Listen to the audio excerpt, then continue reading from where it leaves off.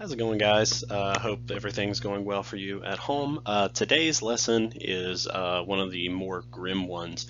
It is on the atrocities of the 20th and 21st centuries. Not a whole lot of jokes in this one, fair warning. Actually, none as far as I know. This is one of the more depressing lessons I teach. Those of you who have had my class know what that means. We're going to be going through some mass killings today, looking at things that happened within the past 120 or so years that feature a whole lot of violence, oftentimes perpetrated for no reason other than the ethnicity or political views or occasionally religion of the victims here. So we're going to go over kind of some ground rules, and I'll do my usual, hey, here's a picture of a cute thing to not bum you out too bad. All right, like I said, the 20th century especially, but even our modern enlightened 2000s have featured a lot of ethnic violence. And today's lesson is going to look at some of the bigger ones.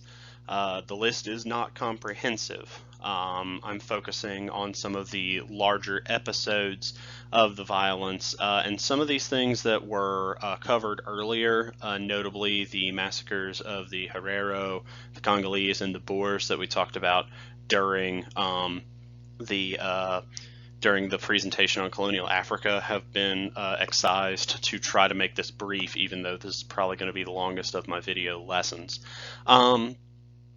Please keep in mind also that some of the stuff on here is a little bit controversial on whether or not it was a genocide or civilian casualties caused during a war.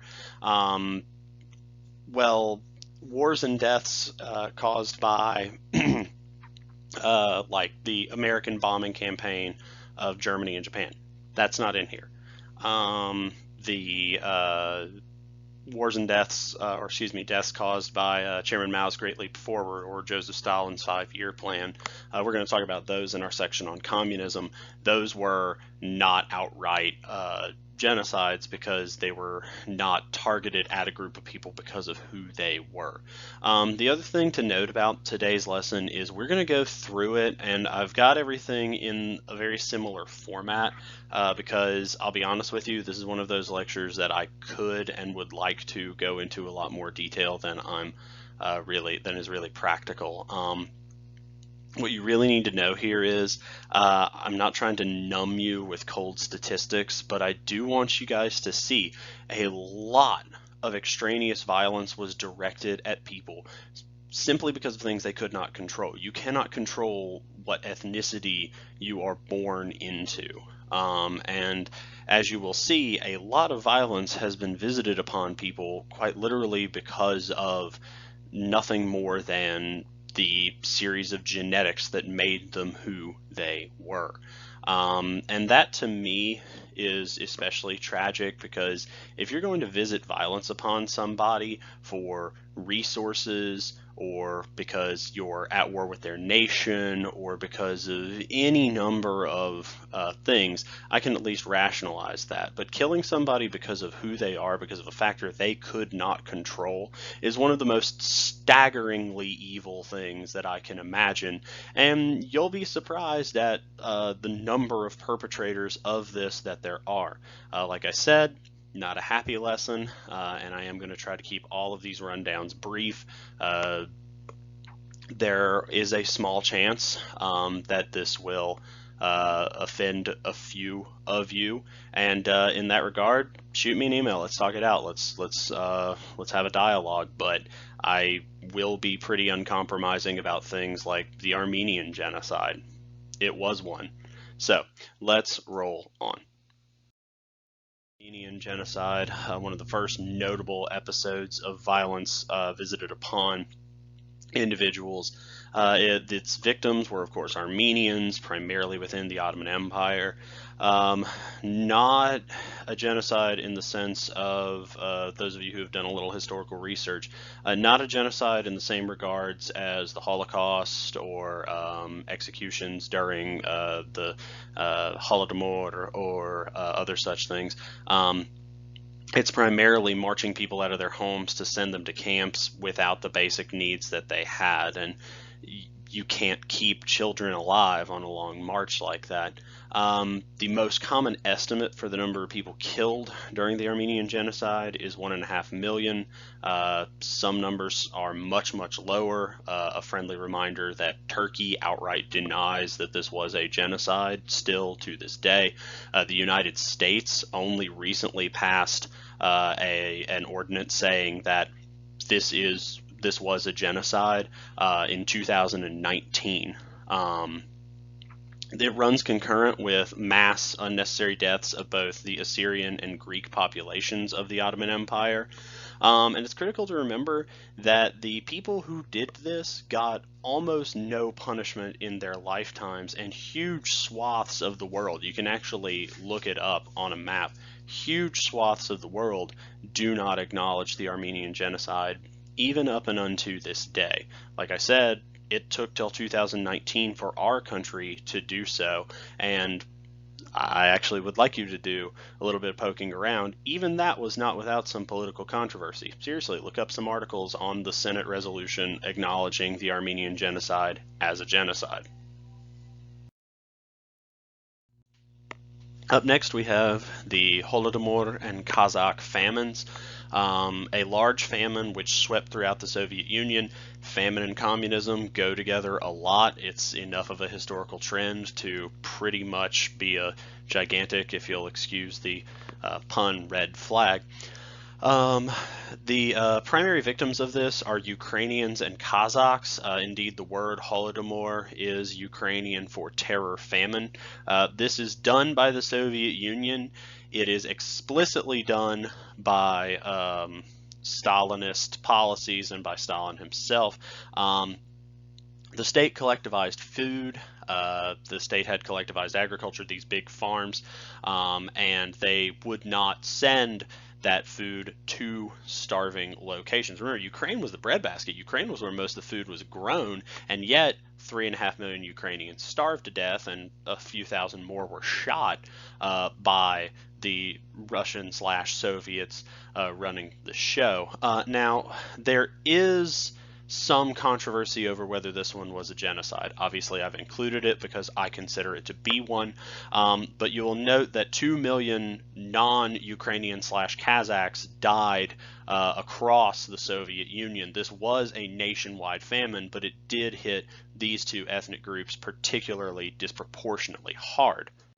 As such, I do consider it to be a genocide, but there are plenty of people who would disagree with me on that and who would argue that that is coming from somewhere, whether it's Germans who wished to make the Soviets look bad prior to their invasion, Ukrainians bitter about the dominance of Russia. It is a very political thing, so if you know somebody who holds any sort of strict nationalist views in Eastern Europe, they probably have an opinion about this one or about one of the other ones we're going to talk about later.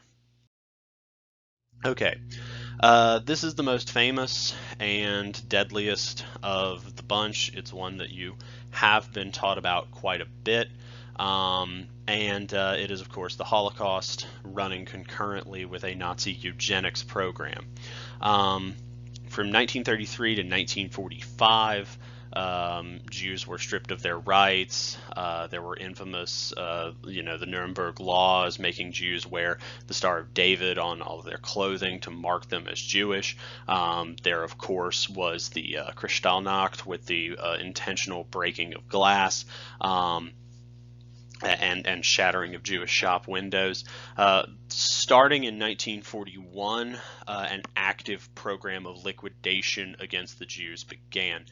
There were concentration camps beforehand. There were plans to visit violence upon the Jewish population, as well as other people the Nazis considered undesirables. The victims are, of course, not only Jews, but also the Roma people, who are sometimes referred to as gypsies. That's a term that's generally considered to be somewhat offensive now, so we use Roma. Slavic peoples from southeastern and eastern Europe, Jehovah's Witnesses, homosexuals, disabled people, just huge swaths of the population. Obviously done by Nazi Germany, first using what were called Einsatzgruppen, death squads who would round people up and machine gun them, as well as, of course, the death camps, the extermination camps, Auschwitz being the most famous after 1941. The number killed is a controversial one. Usually it's 11 to 12 million people. 6 million Jews has pretty much solidly been settled upon, with roughly 5 million other peoples in those other groups fitting in. And that's not counting, as far as I could tell from the estimates I found, that's not counting Soviet prisoners of war who died in the millions as well.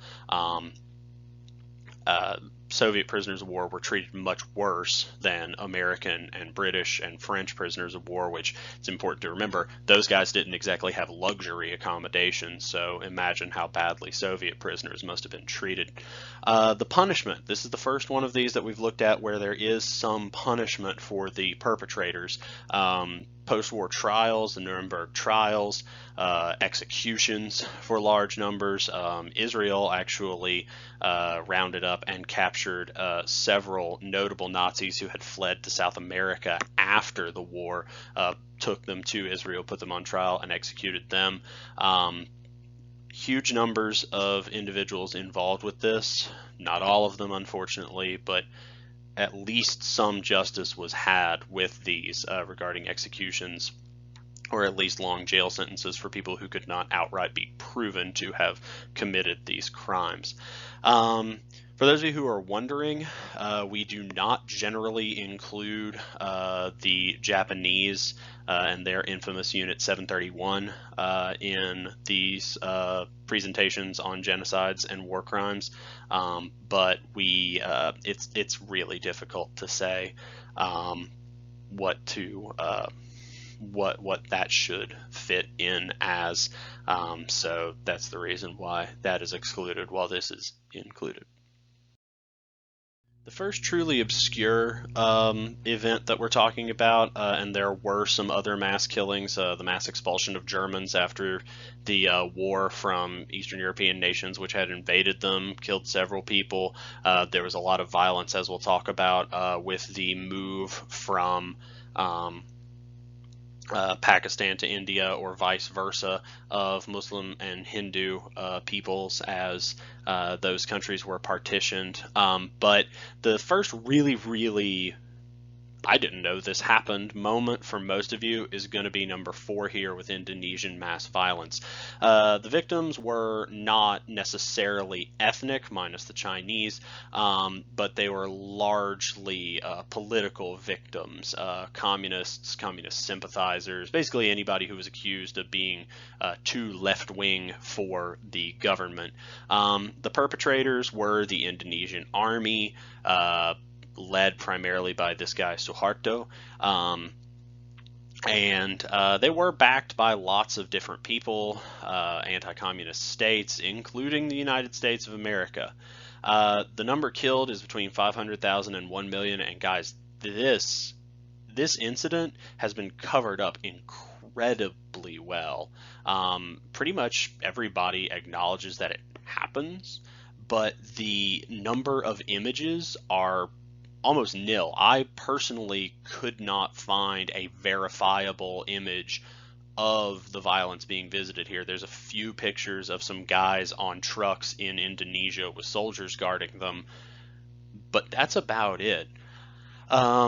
There is no punishment for the perpetrators of this. The leader of the Indonesian army in this case remains in power for 30 years and is actually pretty heavily backed up by multiple states, because he may be a brutal dictator, but at least he's not a brutal communist dictator. So politics make strange bedfellows.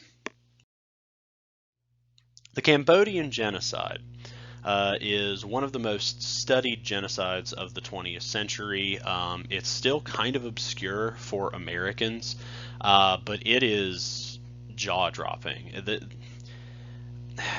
brief aside, a decent number of people I've heard whenever the discussion, it's usually a yelling match, of communism, socialism, etc., comes up regarding why doesn't communism work. Well, a lot of people want to argue property theory and that sort of thing. Guys, if you want to argue against communism, here's why you argue against communism.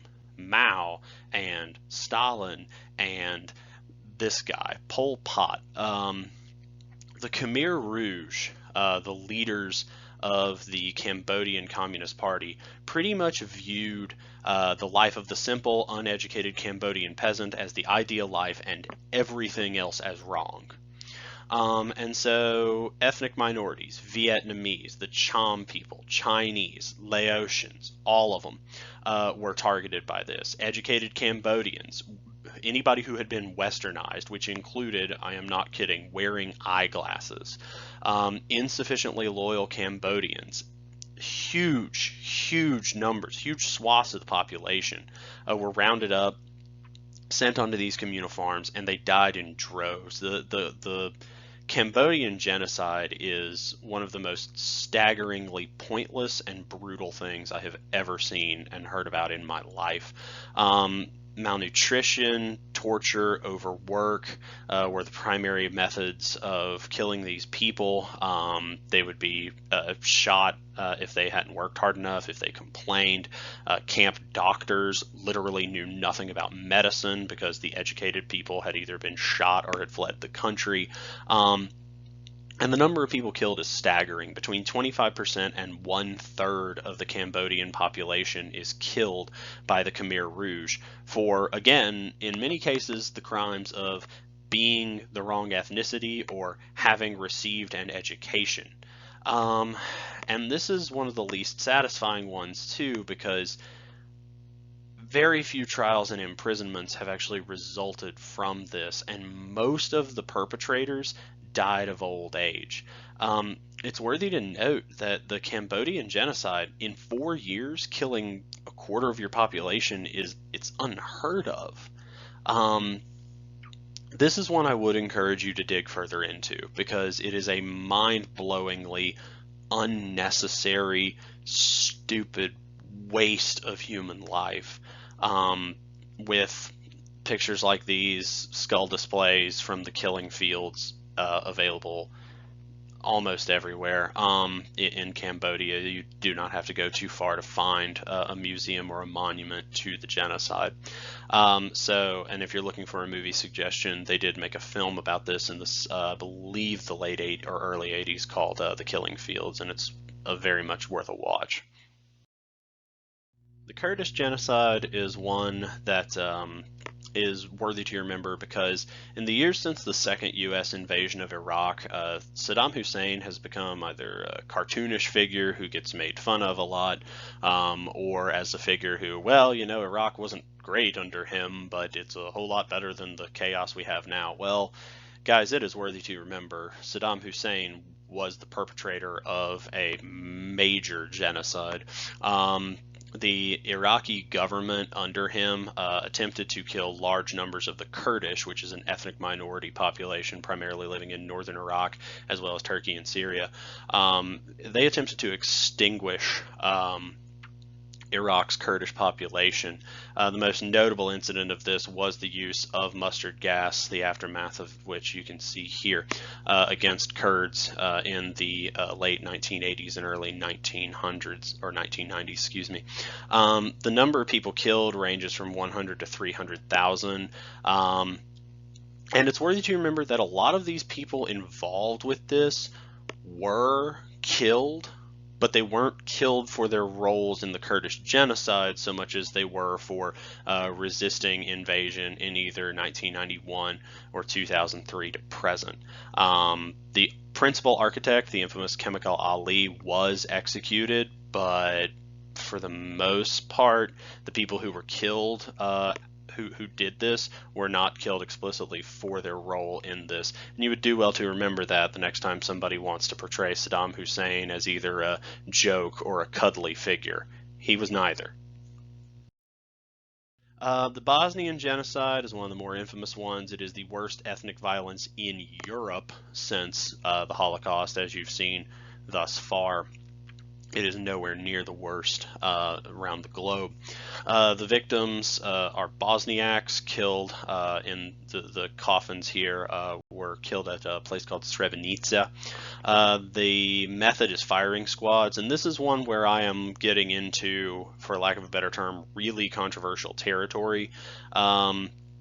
The highest number possibly killed during the Bosnian Genocide was 30,000. There were other ethnic violence episodes taking place throughout the Balkans during this time period, and in many cases the raw numbers are a lot lower than the incidents which we have talked about earlier. That does not really make a difference because, well, it's still ethnic violence. Going, well, it's only 30,000.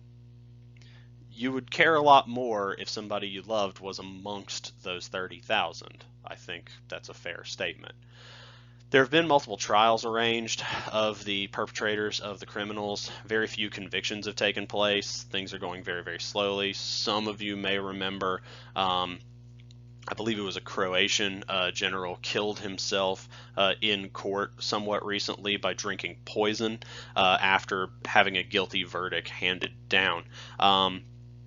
This is still something people are very willing to yell and argue about. Feel free to look up any YouTube comment section on the Bosnian Genocide / on the violence, the ethnic violence as Yugoslavia broke up. It is still a very, very open wound in a lot of people's lives.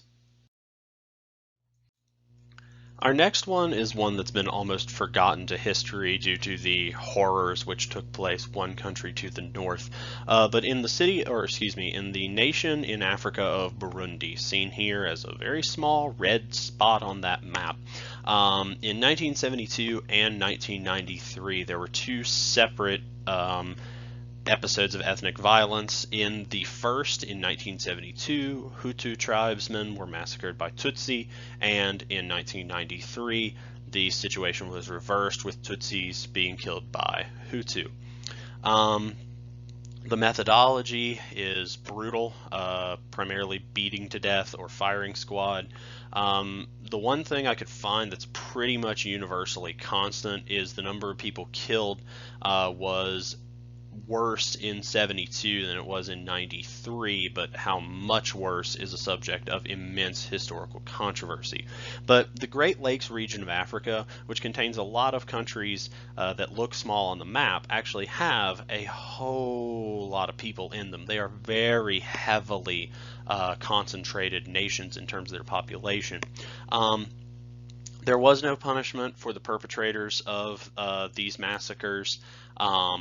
At the time, again, the ICC, the International Criminal Court, has tried to set some stuff up, but right now, nobody has paid for what they did in Burundi in these two times. A lot of them fled to neighboring nations, some of them to Rwanda, which is important to remember.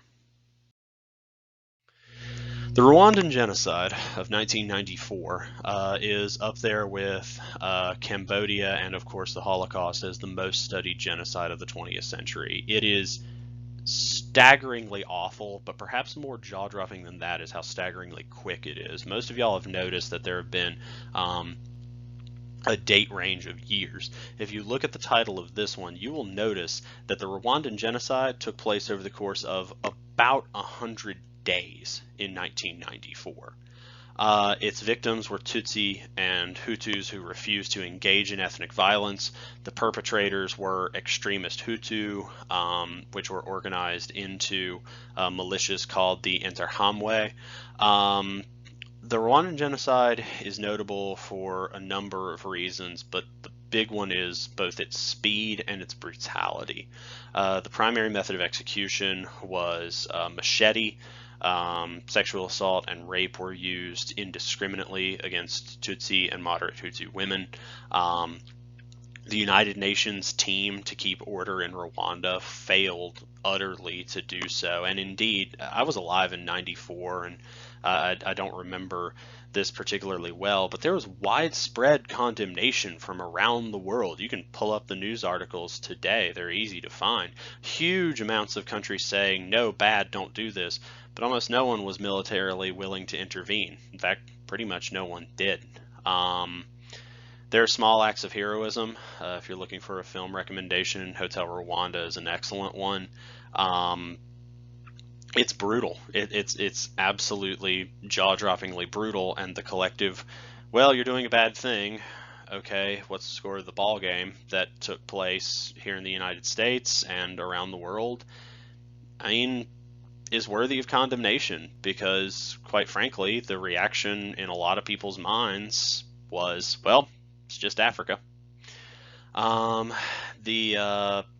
The punishment is not as satisfying as you'd hope. There are multiple planned trials, of course, but not really any convictions. The people who did this mostly packed up and fled Rwanda to escape from being punished. That actually led to destabilization of the eastern part of the Congo, as well as some destabilization in other nations, Uganda, Burundi, and that actually kicked off the First Congo War, an episode of rather horrific violence that we'll talk about a bit when we get through decolonization.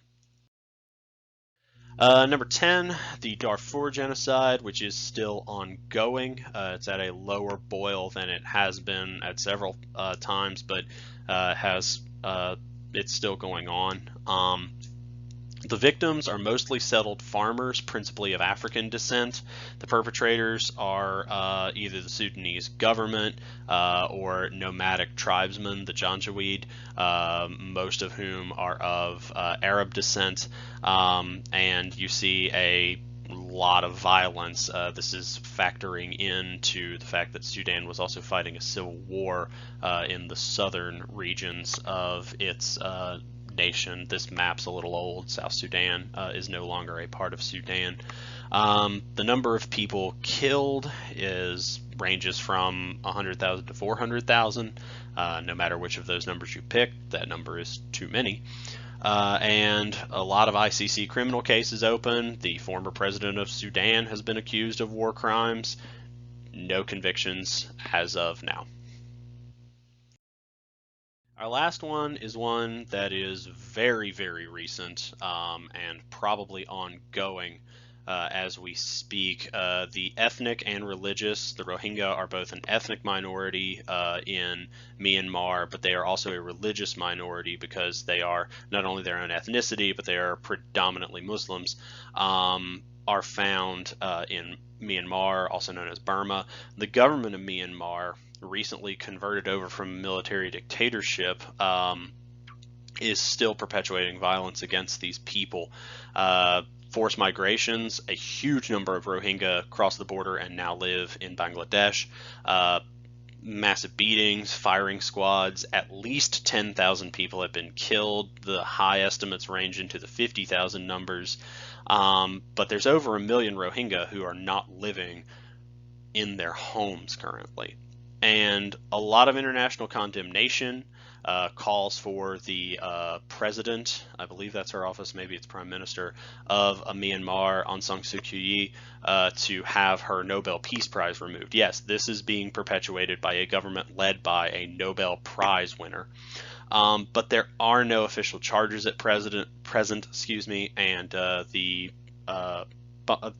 Burmese government, the Myanmar government, denies any sort of wrongdoing. Now, not to engage in whataboutism, but if you look up here, you will notice that I could have included any number of these. Some of them are more controversial than others. The Brazilian violence against indigenous Amazonians. It's interesting to note people usually get a lot more torn up over the tearing down of the rainforest than of the ruining of the lives of the people who actually live in the rainforest.